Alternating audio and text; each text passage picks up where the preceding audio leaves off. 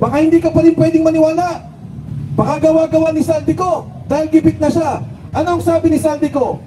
100 bilyon in-insert ni Bongbong Marcos sa pondo. Ano ang sabi ni Ping Lacson?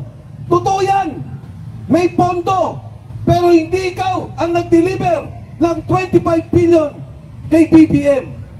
Ang nag-deliver ng pera ay si Yusek Bernardo kay Secretary Bersamin at kay Secretary Pangandaman. Ano po ang ibig sabihin nito? Hindi nila sinasabing sinungaling yung 100 bilyon. Totoo na may 100 bilyon na inilagay sa pondo. Inilabas ang listahan at wala po silang masabing nagsisinungaling si Saldico. Ang mabigat, ang sabi ni Saldico, hindi totoo yung sinasabi ni Yusek Bernardo ng DPWH. Dahil yung pera na sinasabi ni Yusek Bernardo, ibang pondo yan. Hindi lang 26 billion ang delivery, 52 billion pesos ang delivery na ginawa. Grabe! Kaya po na po sa isip ko, totoo na si Bongbong Marcos kasama sa lahat. Magmula sa pag-approve ng pondo, sa pag-release ng pondo, galing sa kamay ng presidente. At hindi basta-basta na magre-release ka ng daan-daang bilyon nang hindi mo alam kung saan pupunta ang pondong ito. Tama! Mga kasama, yung pong lumalabas, 25 billion plus 52 billion, yan pa lang po ang nakikita natin, 77 billion kaagad ang pondo. Grabe ang pagnanakaw na to. Organisado, sistematiko to, at hindi magagawa kung hindi ang leader mo, ang hepe ng sindikato, ang presidente ng Republika ng Pilipinas na si Bongbong Marcos. BBM resign! BBM resign! Ngayon karagdagan, kinuha nila ang pondo ng PhilHealth. Ang sabi nila, kailangan natin ang pondo ng PhilHealth, gagamitin natin sa gobyerno. Kundi ba naman kawalangyaan? Madami nang namamatay sa sakit. Marami ang may cancer. Marami ang nagpapadialysis. Marami ang naaksidente. Ayon, ang mga ospital, ayaw na ng garantiya ng PhilHealth dahil alam nila na walang pondo. Alam nyo, ipapaliwanag ko sa inyo, ang pinirma nila 89 billion pesos. Lumabas pa lang yung 60 billion pesos, hininto ng Korte Suprema. Ang pondo ng gobyerno na ibinibigay bilang kontribusyon sa PhilHealth ay 70 billion pesos. Yung 60 billion na nawala, kontribusyon ng bawat isa dito yon. Pera po natin yun. Kaya may nawala na 60 billion, hindi pa nagbigay ng 70 billion, 130 billion ang nawawalang pondo sa programang pangkalusugan. Bilang paliwanag, alam niyo po, pag nagpunta ka ng Thailand, na ospital ka, kahit anong sakit, ang binabayaran mo lang 10% dahil may pondo ang kanilang programa. Magpunta ka Singapore, pag ikaw ay na-ospital at ikaw ay isang Singaporean, wala ka lang binabayaran, 0. Sa Japan, 10%. Sa South Korea, 10%. Sa Pilipinas, 70% ang binabayaran ng bawat isang Pilipino. Namamatay na lang, iba. Dahil wala po tayong pondo. Bakit kukunin mo ang pera ng PhilHealth?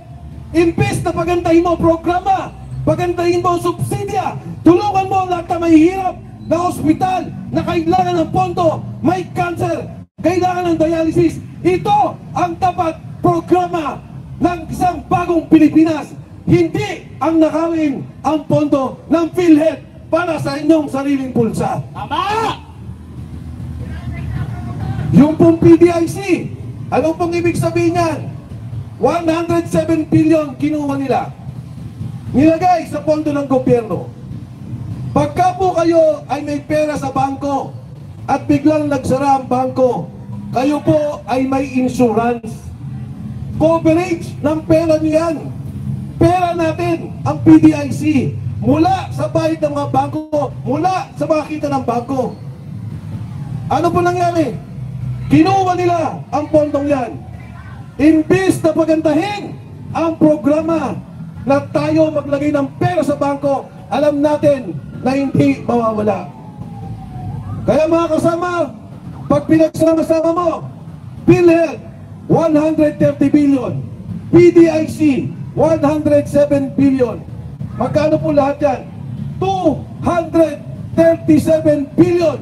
Saan napunta ang pera niyan? Sa bulsa ni Marcos! Napunta sa flood control at sa bulsa ng mga nakaupo sa Kongreso, Senado at sa bulsa ni Saldico, ni Speaker Martin Romualdez, ni First Lady Lisa Marcos at sa bulsa ni Bongbong Marcos. Tama! Kaya po ako nandito ngayon bilang pakikisa sa isang matapang na kasama sa ating Kongreso.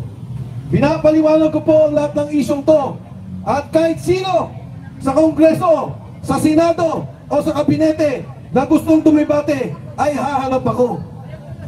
Ang ginawa nila kay Kiko Barsaga ay kawalang yan.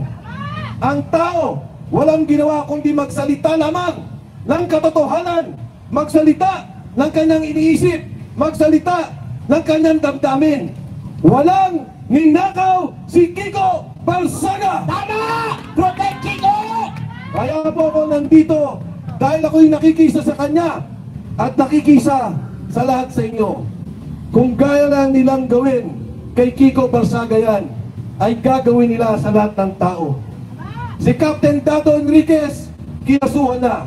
Si Dison, rebellion. Si General Romy Pokis, kinasuhan na. Si Dison, rebellion. Yung nasa kaliwa ko, kinasuhan na. Si Dison, rebellion. Sigurado ako, sa darating na panahon, isa sa atin dito ay makakasuhan pa. Hindi kami takot! Si Atty. Perdito Paso. Ito ang ikakaso dito, yung kaguluhan sa Menjola. Isa pa ang pinagbibintangan na lang gulo si Atty. Perdito Paso. Makabobo sila! Hindi lang nila magawa dahil magaling na abogado to, si Atty. Perdito Paso. Tama! Kaya bilang pakikisa, ako po ay nandito, nakasama ninyo, kasama ang lahat ng mamamayang Pilipino, ang kapulisan, ang lahat na sundalo ng mga kabataan. Panahon na po na magsalita tayo, panahon na magkaisa tayo, itigil na ang kawaliang-yaan sa gobyerno, pigilan ang sindikato at ipaglaban natin ang kinabukasan ng sambayanang Pilipino. Maraming salamat, magandang hapon sa inyong lahat.